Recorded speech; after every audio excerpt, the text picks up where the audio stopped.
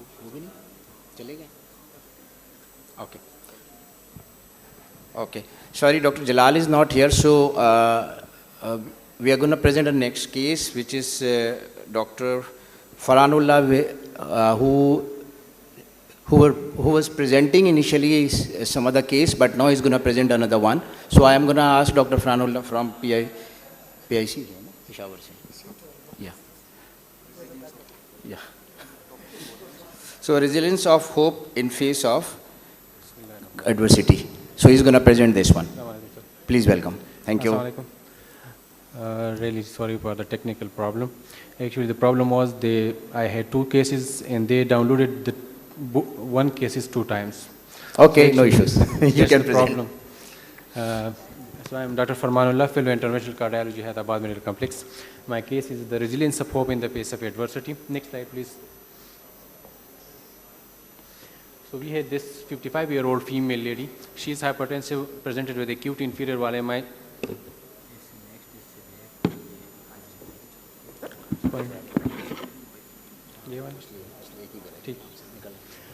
She presented with acute inferior wall MI. She received streptokinase and underwent rescue PCI to RCA on the same day within 24 hours. She had no past medical surgical history, no drug allergy.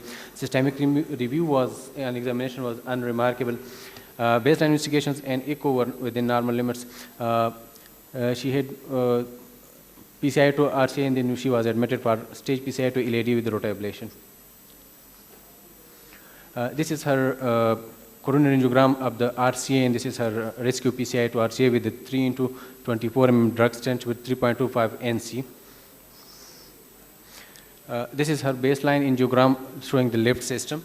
Left circumflex is normal, non-dominant vessels. The LAD is proximal and mid, 2 consecutive sequential lesions with severe calcification. So the plan was to do rotablation. So she was admitted after 1 month for rotablation with LAD. So the problem started once we took guide EBU 3.5 into 6 French.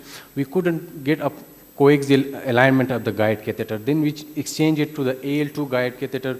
It still was not coaxially aligned. So then we took EBU 3 and from femoral root, and we run through floppy guide wire. It was crossed and it was exchanged with the teleport microcatheter. In the next slide, you can see that the rota guide wire was exchanged on the microcatheter. So we took rota bar 1.25, and after 3 to 4 runs with the picking movements, we had the polishing run. This is the 4th to 5th, the polishing runs of the rotablation.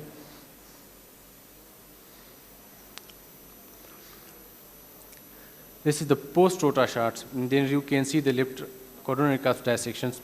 So we took a spider view, so in order to rule out that the dissection is not extending to the left main. So it was not extending to the left main, so we continued with the procedure. We post-dilated this with the 2.75 into 15 non-compliant balloon at nominal 10 atmospheric pressure.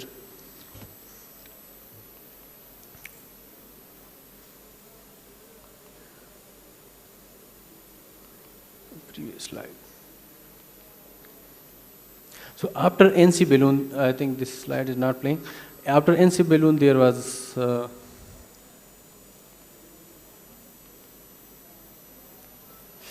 here you can see after NC balloon there was LS type 2 perforations in the LAD.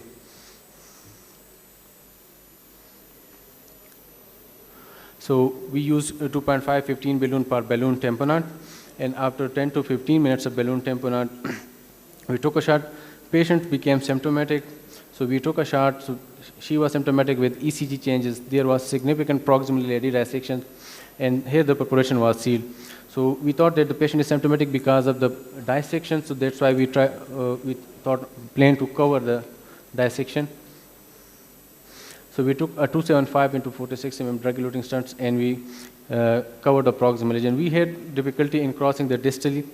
After the stenting, the perforation again appeared again. So we did again balloon tamponade, and we used modified block and deliver technique. Modified because it is normally done with the 7 French, so we had a 6 French guide. So we continued with the 6 French guide, And we took this grout master 2.8 into 18 and we tried to cross it, but there was difficulty in crossing the grout master. So we took Gardzella 6 French catheter for the support, but still we were unable to cross the grout master. Then we used femoral area scrub, and we went for the ping pong technique. So as we already had difficulty in engaging the EBU guide catheter, so we took JL guiding catheter, and we again tried with the ping pong technique to cross the cover stunt 2.8 into 18 grout master. We were unable, one grout master stunt got damaged during this whole procedure. I forgot to mention that before crossing this grout master, we did 3.25 and NC in the stunt so that we can deliver the grout master as well. So with the ping pong, we were unable to cross the grout master. We kept our balloon tamponade. We did echo at the same time, and it was pericardial effusion of 0.8 centimeter. So we used this Gardzella from the ping pong route, and with the Gardzella again, we couldn't cross the grout master again. So surgeon was informed, but the surgeon, he was already busy in the OT was busy because he was already in the scrub in the case. So we continue with the balloon tamponade. So, and after 30 minutes of intermittent balloon tamponade, the perforation was sealed. It's a final shot in the spider view. The left coronary cusp dissection is still there, but it is not involving the left main, so we didn't want it to proceed with that. This was the echo post-op of the patient. Sorry for the image, but mild pericardial effusion.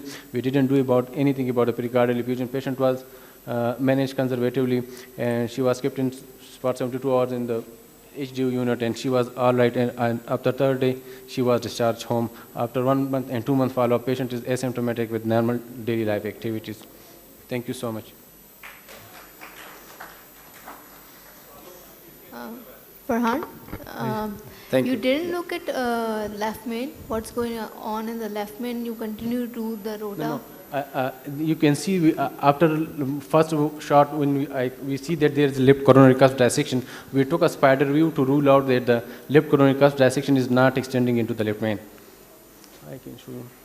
Please slide. The section or perforation is because of guide catheter or because of rota? Sir, I think so. My operator, he thought that it is because of the guide catheter, because it was not coaxial. But I think it's twofold, because it was not coaxial. So during rotaglide, when we were going rotaglide, it can happen with the rotaglide as well. So again, the question comes up, when you have a left main, like something going on like this, at what stage we should stop the procedure and think about something covering the left main and then thinking about the next? I know you had a disaster in the modality at the same time. Yeah. To be honest, I was feeling very uncomfortable watching you, and I can see you really had a... Sir, I will answer that. We took a shot in the left main. The second shot was in the left main, and we thought that it is not extending into the left main. We had a stunt 4.5 into 12 and 18 on the table with us. So we wanted, if anything happens, we can. We were ready for putting a stunt in the left main, but we thought that it is not extending, so why to poke in there? Well, to be honest, you might be right, but honestly speaking, I mean, you can ask anybody in the audience, most of the people will think about that kind of staining over there is really worrisome. If you said there is a non-significant dissection or type A dissection, something, I would not believe that. I'm sorry. I know you did the good job at the end, but I wasn't feeling comfortable with that. And the end which you got, the successful result which everybody wants, तो and बहुत अच्छी है, तो हम उस पर जो है मतलब ठीक है कि we people are ready to accept this scenario, but continuing this procedure after the rota and when you got the dissection of the left main, are you even though you rule out the left main dissection, but there is the aortic cusp dissection, and then you proceed this procedure with ping pong technique, another catheter with this scenario, I think it needs a very much bravery, and you did this. But when end is good, then all is good. Sir, the thing is, the patient.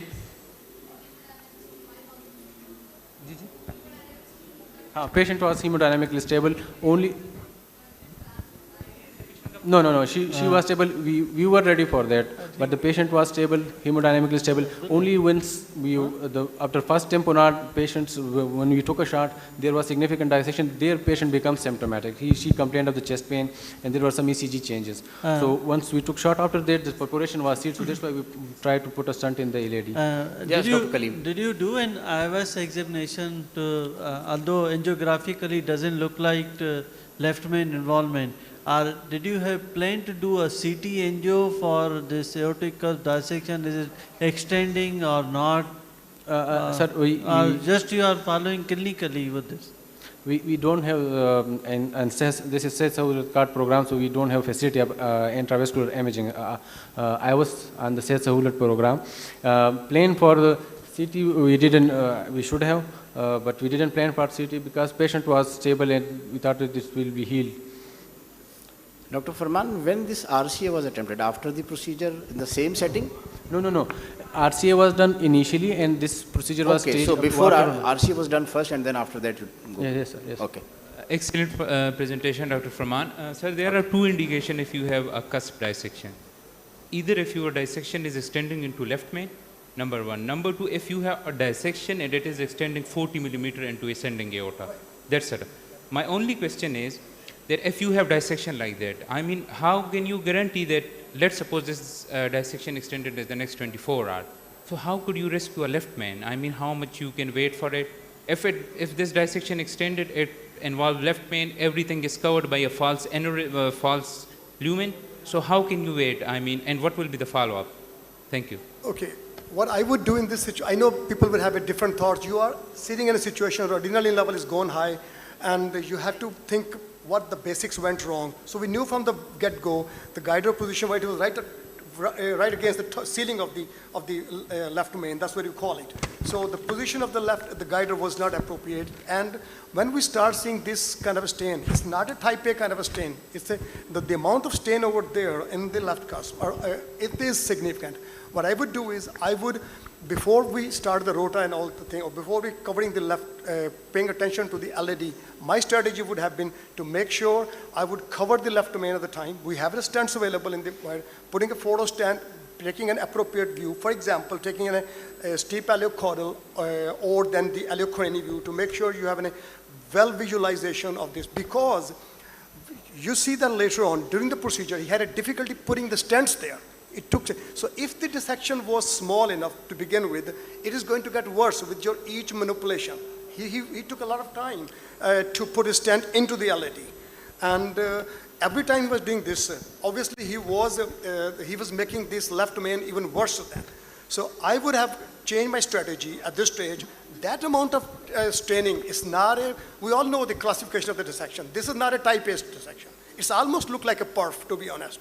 Okay, so I would have square the left main first, and then taken appropriate views, and then proceed further to that. And if you put it looks like a proximal left main, and we know that where the ostium and the proximal, you can put a stent there, 4-5 stent, and then you can proceed to your future further. And then make sure you can change your guider as well. And now we know that we can change even the guider over the guide wire, coronary wires as well. You don't have to remove the coronary wires. With the long wires, you can even change the guiders as well. So that's probably I would have done that. Two complications at the same settings, and you think as an operator what will be happening to you.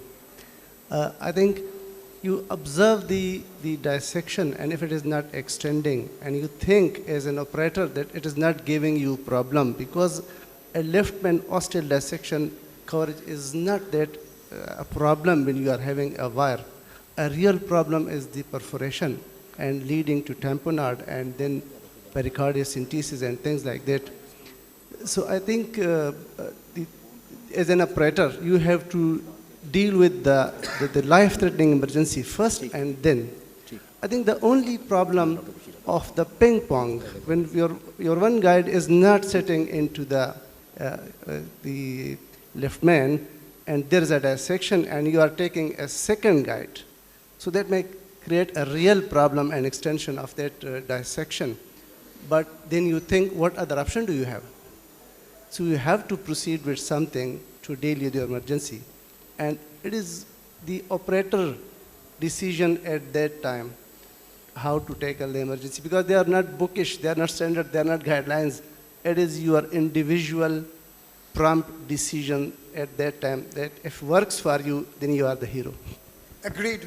It's decision of the time of the operator. Agreed. Thank you very much.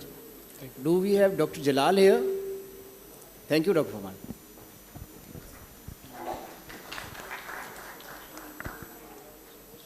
So if Dr. Jalal is not here, so we are going to finish right now because the next session will be at 5 o'clock and then you will have 30 minutes break to have a cup of tea. So thank you very much for all my audience, my all presenters and all panelists. On behalf of Pakistan Society of Interventional Cardiology, I would like to say thank you very much and you all are welcome inshallah in the next session. Thank you very much.